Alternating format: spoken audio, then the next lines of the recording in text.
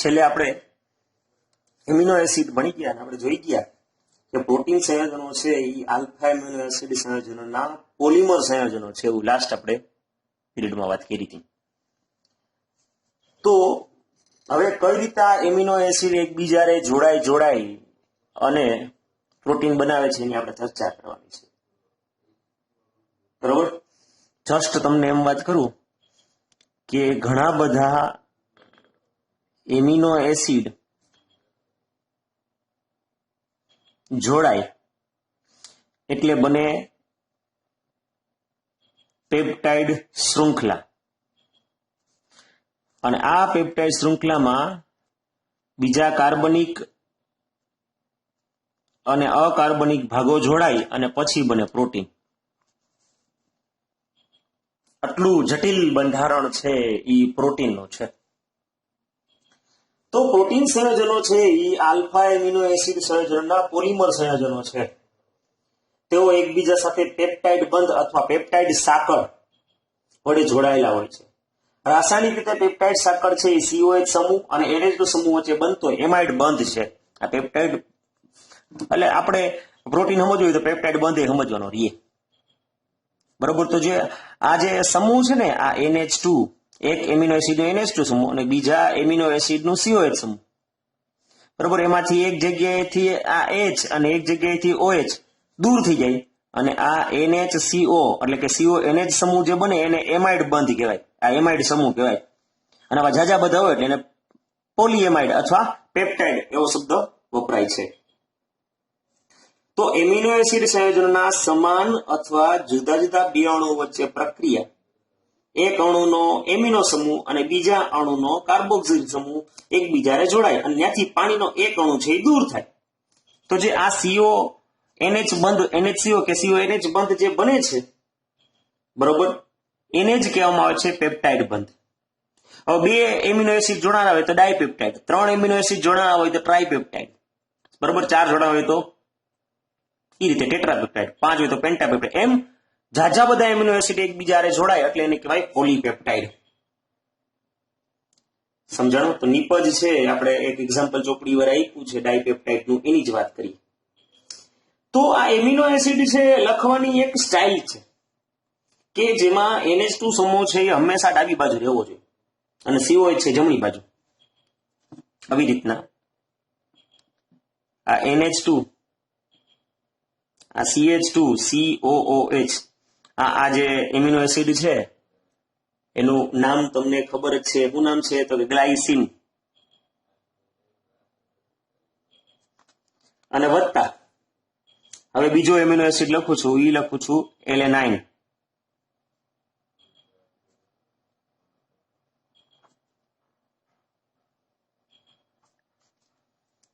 Ready? તો glycine અને alanine મેં લખ્યું. હવે આ બે જોડા છે કેમ? તો કે આઈનો COH નો OH અને આઈનો H શું દૂર થઈ ગયું? H2O. હવે જે બંધારણ બને એ આપણે લખીએ. આ NH2 છે એમનેમ, આ CH2 છે એમનેમ, આ જે વધ્યો CO, અહીંયા NH2 માંથી H વયો ગયો એટલે શું? NH, આ CH, આ CH3 જે છે એમનેમ જ, અને આ COH. તો આ જે બન્યું એને કહેવાય ડાયપેપ્ટાઇડ. આ પેપ્ટાઇડ ગ્રુપ ડાય, બે જોડાયેલા એમિનો એસિડ ડાયપેપ્ટાઇડ, એમ ત્રણ જોડાય તો ટ્રાયપેપ્ટાઇડ. બરોબર. હવે આના ડાયપેપ્ટાઇડ ના નામ લખવા હોય તો કેમાંથી બન્યું છે? ગ્લાયસિન અને એલેનાઇન. બરોબર. તો આ બે જોડાણા છે. તો જે પહેલો જે એમિનો એસિડ હોય એની પાછળ ગ્લાયસિલ એલેનાઇન, આનું નામ થશે, શું થશે? ગ્લાયસિલ એલેનાઇન.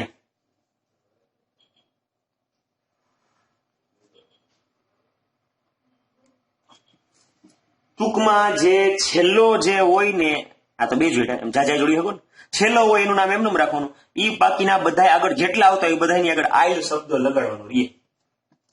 હવે રૂલ્સ છે. સમજાણું? તો આ બે એમિનો એસિડ જોડાય અને ડાયપેપ્ટાઇડ નું એક્ઝામ્પલ, ઉદાહરણ તરીકે આપણે ગ્લાયસિન કાર્બોક્સિલિક સમૂહ અને એલેનાઇન નો એમિનો સમૂહ જોડાય અને ડાયપેપ્ટાઇડ બન્યો જેનું નામ છે ગ્લાયસિલ એલેનાઇન. જો આ ડાયપેપ્ટાઇડ છે એની હારે ત્રીજો એમિનો એસિડ જોડાય તો મળતી નિપજ છે ને ટ્રાયપેપ્ટાઇડ કહેવાય. બરાબર, એક ટ્રાયપેપ્ટાઇડમાં 3 એમિનો એસિડ સંયોજનો ધરાવે છે. 2 ડાયપેપ્ટાઇડ સાંકળો દ્વારા જોડાયેલા હોય. આમાં આ એક ડાયપેપ્ટાઇડ સાંકળ છે, ત્રીજો જોડ્યો હોત તો આમ કહેવાય ટ્રાયપેપ્ટાઇડ, પણ એમાં પેપ્ટાઇડ બંધ કેટલા હોય? 2. સમજાણું? પેપ્ટાઇડ સાંકળ 2 હોય. આવી જ રીતે જયારે 4, 5, 6 એમિનો એસિડ જોડાય, બરાબર, તો નિપજ અનુક્રમે ટેટ્રાપેપ્ટાઇડ, પેન્ટાપેપ્ટાઇડ, હેક્સાપેપ્ટાઇડ એવી રીતના ઓળખાય. અને જ્યારે આવા એમિનો એસિડની સંખ્યા છે એ 10 કરતા વધુ હોય ત્યારે એને શબ્દ કહેવાય પોલીપેપ્ટાઇડ. આ ડાયપેપ્ટાઇડ થયું ને એમ 10 થી વધુ એમિનો એસિડ જોડાય ત્યારે શબ્દ વપરાય પોલીપેપ્ટાઇડ. શબ્દ ત્યારે વપરાય. સમજાણું? તો એક પોલીપેપ્ટાઇડમાં 100 કરતા વધુ એમિનો એસિડના અવશેષો હોય. એક પોલીપેપ્ટાઇડ લખું તેમાં 100 થી વધારે એમિનો એસિડ જોડાયેલા હોય. બરોબર, અને જેનું આણ્વીય દળ છે એ લગભગ 10,000 યુનિટ જેટલું હોય. તો ત્યારે એને કહી શકો તમે પ્રોટીન. બરાબર, આ ડાયપેપ્ટાઇડ ને પ્રોટીન ના કહેવાય, પણ આ પોલીપેપ્ટાઇડ ક્યારે પ્રોટીન બને તો કે 10,000 યુનિટ થી વધુ હોય ને ત્યારે. સમજાણું? તેમ છતાં પોલીપેપ્ટાઇડ અને પ્રોટીન વચ્ચેનો ભેદ સુસ્પષ્ટ નથી. હું કામ નથી કીધું? મેં તમને કીધું ને કે પોલીપેપ્ટાઇડમાં વરી પાછા હું આવો જોઈએ, કાર્બનિક અને અકાર્બનિક અણુઓ ભેગા થાય ને ત્યારે પ્રોટીન બને. તો ઓછા એમિનો એસિડ સંયોજનના પોલીપેપ્ટાઇડને પણ પ્રોટીન કહેવાય. ક્યારે? જે ઇન્સ્યુલિન જેવા પ્રોટીનનું સુસ્પષ્ટ બંધારણ ધરાવે છે કે જેમાં 51 એમિનો એસિડ જ છે. ઇન્સ્યુલિન તમને ખબર છે, આ ઘણા ડાયાબિટીસ વાળો અને ઇન્સ્યુલિનનો પ્રોબ્લેમ હોય, તેમાં 51 જેટલા જ એમિનો એસિડ છે, છતાં એ શું છે તો કે પ્રોટીન છે. એટલે આનું પરફેક્ટ વ્યાખ્યા નથી આવતી, પણ આવા રેર કેસ છે ઇન્સ્યુલિન જેવા. બાકી પોલીપેપ્ટાઇડ એમાં કાર્બનિક અને અકાર્બનિક અણુઓ જોડાય ને પછી પ્રોટીન બને. ક્લિયર? તો ઇન્સ્યુલિન છે, આપણે જે વાત કરીએ ઇન્સ્યુલિન,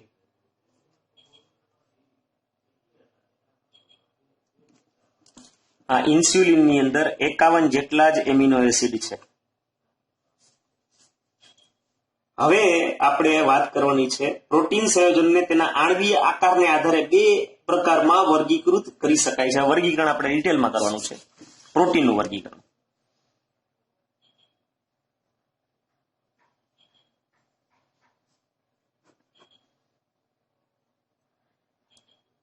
કેને આધારે કરીએ છીએ આપણે? આકારને આધારે. સમજાણું? તો આકારને આધારે 2 રીતે વર્ગીકૃત થાય છે.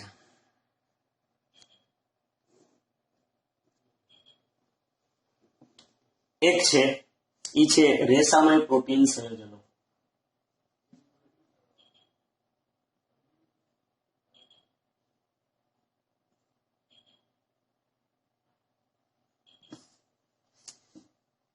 તો નામ જ કહી દઈએ છે રેસામય પ્રોટીન સંયોજનો. કે જ્યારે પોલીપેપ્ટાઇડ શૃંખલાઓ એકબીજાને સમાંતર ગોઠવાયેલી હોય અને તેઓ એકબીજા સાથે હાઇડ્રોજન બંધ અને ડાયસલ્ફાઇડ બંધથી જોડાયેલી હોય ત્યારે રેસામય જેવું બંધારણ થાય. તો આવા પ્રોટીન સંયોજનો સામાન્ય રીતે પાણીમાં અદ્રાવ્ય હોય અને કેટલાક સામાન્ય ઉદાહરણો કેરેટીન એટલે કે વાળ, ઊન, રેશમ. તો તમને કોઈ વાળ ને ઊન ને કોઈ દી ઓઈગ્રા આપણે માથું ધોયું હોય એટલે કેવા છે? પાણીમાં અદ્રાવ્ય. તો ઈ કેરેટીન એટલે વાળમાં ઊનમાં હોય, અને માયોસિન જે આપણા સ્નાયુમાં છે તો એના એક્ઝામ્પલ કે. તો આ જે વાત કરીએ આપણે રેસામય પ્રોટીન કે પોલીપેપ્ટાઇડ શૃંખલા આવી રીતના, આ એક પોલીપેપ્ટાઇડ શૃંખલા છે અને આ 2 બીજી પોલીપેપ્ટાઇડ શૃંખલા છે. તો હું કીધું કે જયારે આવી પોલીપેપ્ટાઇડ શૃંખલાઓ એકબીજાને સમાંતર ગોઠવાયેલી હોય અને તેઓ એકબીજા સાથે હાઇડ્રોજન બંધ આવી રીતના, આ સી ડબલ બોન્ડ ઓ હોય અને આ બીજો એન અને એનો એચ હોય, તો આ જે હાઇડ્રોજન બંધ બને આવી રીતના કા હાઇડ્રોજન બંધ જોડાયેલા હોય અને કા આવા ડાયસલ્ફાઇડ બંધથી જોડાયેલા હોય. સમજાણું? તો હાઇડ્રોજન બંધ અથવા ડાયસલ્ફાઇડ બંધથી જોડાયેલા હોય આવું રેસામય બંધારણ.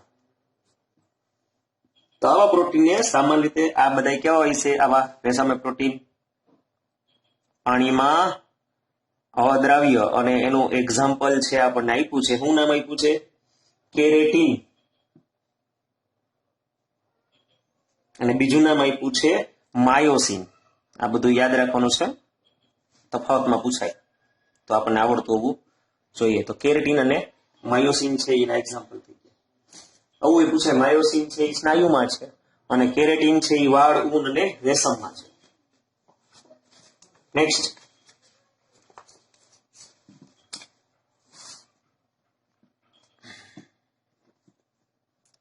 બીજો છે ઈ ગોલીય પ્રોટીન.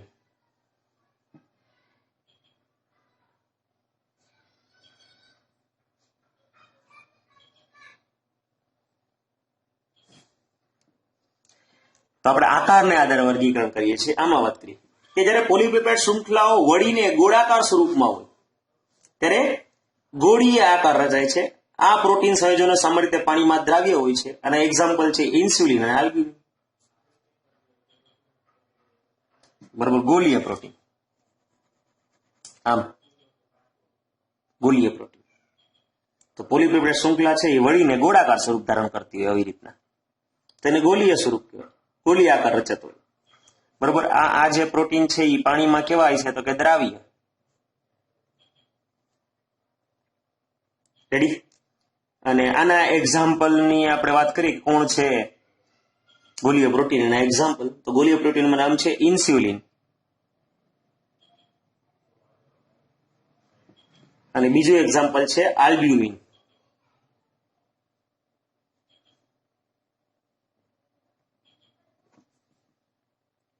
રેડી? તો આ આપણે આકારને આધારે વર્ગીકરણ પ્રોટીનના બે કર્યા. તફાવતમાં પણ પૂછાય. તો પ્રોટીન સંયોજનના બંધારણ અને આકારના અભ્યાસ જુદા જુદા 4 સ્તરો એટલે કે પ્રાથમિક, દ્વિતીયક અને તૃતીયક અને ચતુર્થ સ્તરે કરી શકીએ. તો બંધારણ અને આકારનો અભ્યાસ છે બંધારણ અને આકાર છે એનો અભ્યાસ છે 4 પ્રકારે કરવામાં આવે છે.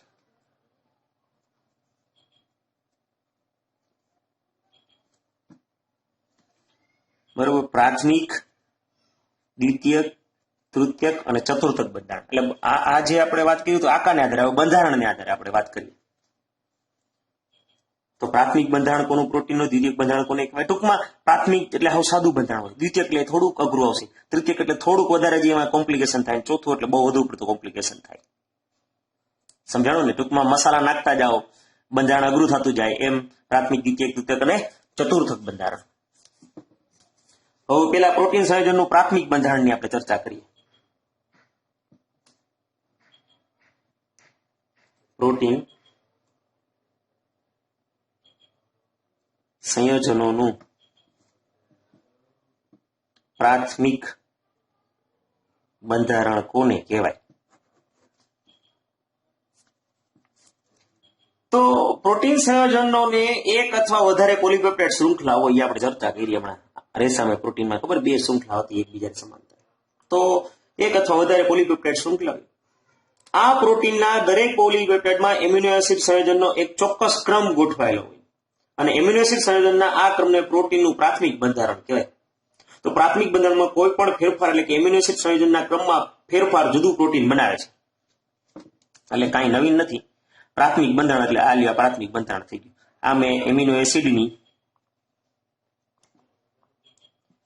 એક ચોક્કસ ક્રમમાં એમિનો એસિડ ગોઠવતો જાય, જેમ કે ગ્લાયસિન, એલેનાઇન ગોઠવી દો. પછી આપણે જે 20 એમિનો એસિડના નામ લખ્યા, વેલિન, લ્યુસિન, આઇસોલ્યુસિન, એમ ચોક્કસ ક્રમમાં ગોઠવતા જાઓ. તો આ પ્રાથમિક બંધારણ કહેવાય. એમાં બીજું કંઈ નવીન આવે નહીં. હવે આ ક્રમ બદલાવી નાખું તો નવી જાતનો બંધારણ થયું. તો આ પ્રાથમિક બંધારણ ધરાવ્યું. એમાં ટૂંકમાં એમિનો એસિડ જ હોય, બીજું કાંઈ એક્સ્ટ્રા ના આવે. સાદી પોલીપેપ્ટાઇડ શૃંખલા જ હોય, બીજું કાંઈ ન હોય, તો એને પ્રાથમિક બંધારણ કહેવાય. રેડી? કાંઈ આડોવડું વળેલું ન હોય, કાંઈ એમાં મિક્સ કરેલું પણ ન હોય, તો એને પ્રાથમિક બંધારણ કહેવાય. ચાલો હવે આપણે ચર્ચા કરશું દ્વિતીયક બંધારણ. ધીમે ધીમે જો કેમ એડ થતું જાય છે એ જોજો.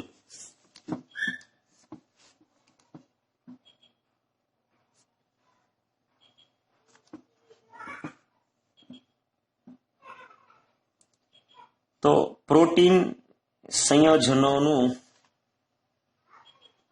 દ્વિતીયક બંધારણ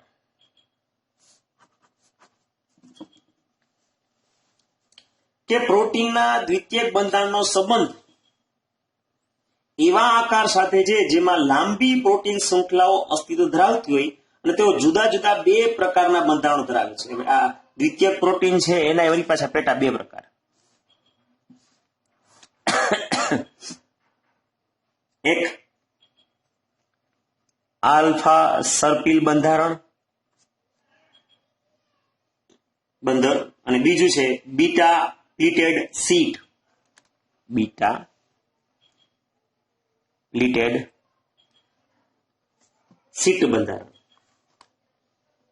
તો આવા દ્વિતીયક બંધારણમાં આવા બે બંધારણ છે, આલ્ફા સર્પિલ બંધારણ અને બીટા પ્લીટેડ શીટ બંધારણ. આ બેની ચર્ચા કરીએ આપણે. કોને આલ્ફા સર્પિલ બંધારણ કહેવાય એની વાત કરીએ. કે આ બંધારણોમાં પેપ્ટાઇડ બંધ એટલે કે CO અને NH સમૂહ વચ્ચેના હાઇડ્રોજન બંધના કારણે પોલીપેપ્ટાઇડ શૃંખલા છે એ મુખ્ય શૃંખલા નિયમિત વળાંકના લીધે ઉત્પન્ન થાય છે. આલ્ફા સર્પિલ બંધારણ એટલે કે એવો અત્યંત સામાન્ય માર્ગ કે જેવા પોલીપેપ્ટાઇડ શૃંખલા શક્ય બધા જ હાઇડ્રોજન બંધ બનાવે. શક્ય એટલે બધા હાઇડ્રોજન બંધ બનતા હોય. અને પોલીપેપ્ટાઇડ શૃંખલા જમણા હાથના સ્ક્રૂની જેમ સર્પિલ જેવી. જમણા હાથનો સ્ક્રૂ એટલે આમ તમે ફેરવા રાખો, આમ આ જમણા હાથનો સ્ક્રૂ આમ ફેરવા રાખો, બરોબર.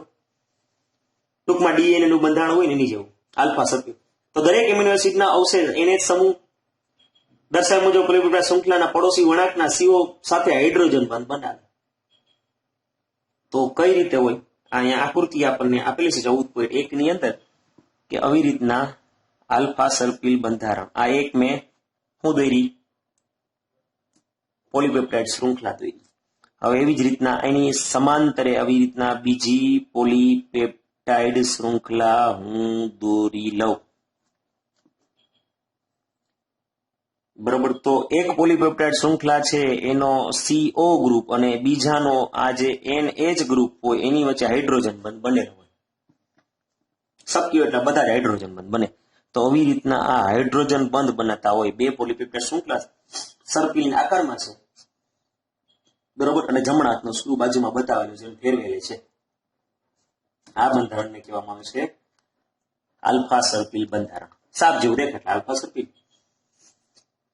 બીટા પ્લીટેડ શીટ બંધારણમાં બધી જ પોલીપેપ્ટાઇડ શૃંખલાઓ લગભગ મહત્તમ વિસ્તાર સુધી ખેંચાયેલી રહીને એકબીજાને બાજુમાં ગોઠવાયેલી હોય અને એકબીજા સાથે આંતરાણવીય હાઇડ્રોજન બંધથી જોડાયેલી હોય છે.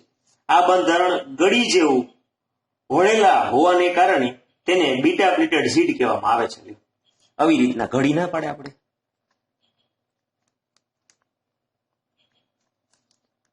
આ વસ્તુ આમ આ ઘડી પાડેલી છે એટલે એવી આકૃતિ જો બીટા પ્લીટેડ શીટની મેં સિમ્પલ દોર્યું છે એને એવી રીતના આખું બંધારણ દોરેલું છે. તો આ બંધારણને કહેવામાં આવે છે બીટા પ્લીટેડ શીટ બંધારણ. ના ઘડી પાડે કપડામાં આપણે આમ એવું બંધારણ. સમજાણું? તો આ બંધારણ થઈ ગયું દ્વિતીયક બંધારણ. થયું ને થોડું થોડું. પેલામાં ખાલી આવી સાદી લાંબી પોલીપેપ્ટાઇડ શૃંખલા જ આવતી હતી. પછી દ્વિતીયકમાં બે પૈડા, એક આવી રીતના સર્પિલ આકાર, બે પોલીપેપ્ટાઇડ શૃંખલા આવી રીતે સર્પિલ રીતના હોય અને આમાં ઘડી સ્વરૂપમાં હોય. એટલે હવે કે આપણે 4 પર બે આકૃતિ આવી કે એવી દોરવાની જરૂર નથી. આપણે આ મેં દોરી એમ દોરી તો હાલે બીટા પ્લીટેડ. નેક્સ્ટ ત્રીજું બંધારણ. જે ત્રીજું બંધારણ છે ઈ છે પ્રોટીન સંયોજનનું તૃતીયક બંધારણ.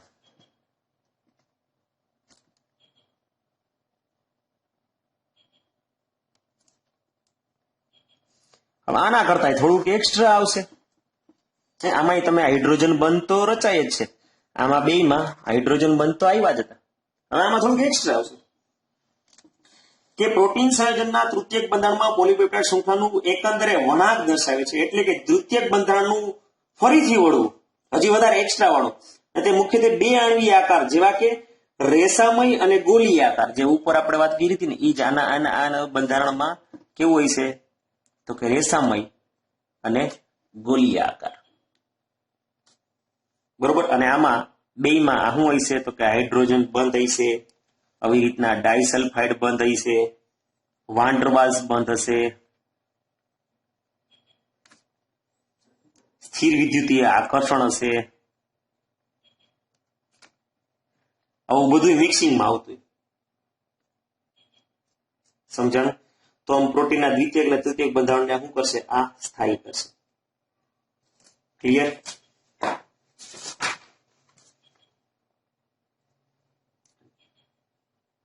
તો આપણને પેજ નંબર 424 ઉપર તમે જો આપણને પ્રાથમિક બંધારણ જો અલગ અલગ ગોળ કુંડળા કર્યા ને એ એક એમિનો એસિડ કહેવાય. ઝીણા ઝીણા મોતી જેવા દેખાય છે ને એ એક મોતી એટલે એક એમિનો એસિડ સમજો. તો પ્રાથમિક બંધારણમાં સીધું છે, દ્વિતીય બંધારણમાં જોઈ લો રાઉન્ડ થયું, તૃતીય બંધારણમાં જોઈ લો વધુ પડતી રાઉન્ડ પણ કઈ ફિક્સ નહીં, અને ચોથા ચતુર્થક બંધારણમાં તો હાવ ઘીસ્યો જ છે. બરોબર? તો આ તૃતીયક બંધારણ થયું. હવે ચોથું બંધારણ ચતુર્થક બંધારણ.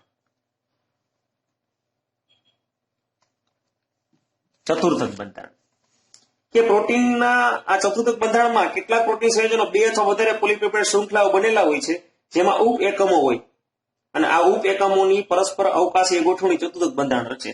એટલે આમાં જે આપણે ચતુર્થક બંધારણની વાત કરીએ ને, તો એમાં એવો ઘીસ્યો હોય અને એમાં અંદરો અંદર કોણ કેની યારે જોડાયેલું છે એ કાંઈ નક્કી ન થતું હોય. અને આ બંધ એવા બધા જાતના બંધ એમાં આવતા હોય.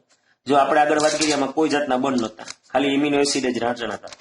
આમાં હાઇડ્રોજન બંધ આવ્યા, આમાં હાઇડ્રોજનની સાથે સલ્ફાઇડ બંધ, વાંડરલ બંધ એ બધું, અને આમાં બધું મિક્સિંગ આવે. બરોબર? આપણે આકૃતિ પણ આપણને આપેલી છે ચતુર્થક બંધારણની, એટલે કઈ તંગધડા વગરનું છે. ક્લિયર? તો આ ચારે ચાર શું થઈ ગયા? બંધારણ થઈ ગયા. અને એની આકૃતિ પણ તમે જોઈ શકો છો. પ્રાથમિક બંધારણની, દ્વિતીય બંધારણની નીચે આખું બે એક રેખાકૃતિ આપી છે, અને છેલ્લું આપણને હિમોગ્લોબિનનું પ્રાથમિક, દ્વિતીયક અને તૃતીયક ચતુર્થક બંધારણ પણ આપણે બતાવેલા છે. રેડી? તો આ તમે જોઈ શકો છો. સાદું પેલા હિમોગ્લોબિન સાદું કઈ રીતે બંધારણ બનાવે, દ્વિતીયક બને, તૃતીયક બને, ચતુર્થક, એબીસીડી 4 આકૃતિ આપી છે. છેલ્લે જે આકૃતિ છે ચતુર્થક બંધારણની એ થઈ હિમોગ્લોબિન આવું હોય. સમજાણું? રેડી? નેક્સ્ટ, હવે પ્રોટીન છે એનું વિકૃતિકરણની વાત થાય છે, તો એ પછી વાત.